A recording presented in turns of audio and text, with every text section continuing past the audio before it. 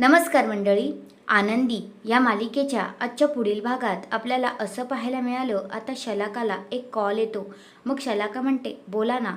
तेवढ्यातच आता शलाकाला तो व्यक्ती म्हणतो तुमची टी व्ही चालू करा, तुमच्या बाबतीत न्यूज आले टी व्हीवर. मग आता शलाका न्यूज पाहते तर ती पाहते तर काय, युगंधर निंबाळकर यांची निर्दोष सुटका झालेली असते. पण आता इथे प्रॉब्लेम झालेला असतो हा की शलाकाची कंपनीला आता इकडे शलाकाची कंपनी पूर्णपणे बर्बाद होणार आहे. कारण तिने निंबाळकर साहेबांबरोबर जे काही केलं त्यामुळे आता इकडे शलाकाला त्याची नुकसान भरपाई भरावी लागणार आहे. आणि निंबाळकरनेच सगळं काही घडवून आणलेलं असतं. आनंदीनेच काहीतरी जादू करून हे सगळं काही सॉल्व केलेलं असतं. दुसऱ्या बाजूला आता शिर्केंनी आनंदीला कॉल केलेला असतो. तर आनंदी म्हणते बोला ना शिर्के साहेब.